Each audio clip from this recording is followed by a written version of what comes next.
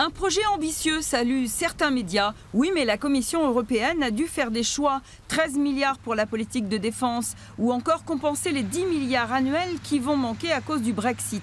Résultat, il faut piocher dans d'autres budgets, comme la PAC par exemple. Et là, en Nouvelle-Aquitaine, région la plus agricole de France, la FNSEA n'est pas du tout d'accord.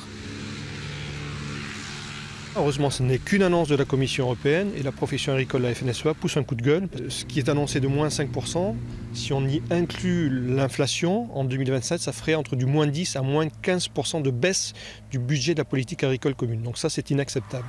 En Nouvelle-Aquitaine, rien qu'en 2016, la PAC, c'était 1,2 milliard d'euros distribués à plus de 57 000 paysans.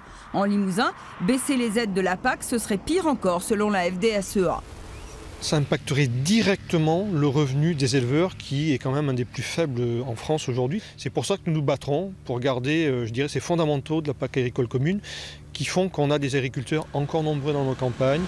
Mais il y a aussi les fonds de cohésion qui devraient baisser. Et là, ça touche plusieurs enveloppes que la région redistribue sur toute l'économie néo-aquitaine, soit 2,5 milliards d'euros sur 7 ans. Globalement, la nouvelle région a à gérer entre ce qu'on appelle le FSE, Fonds social européen, le FEDER, ce qui accompagne les entreprises, ce qui accompagne, et c'est la ligne la plus importante, l'agriculture et les territoires. Et donc, ces fonds de cohésion devraient baisser de 10%. Pour nous, c'est majeur.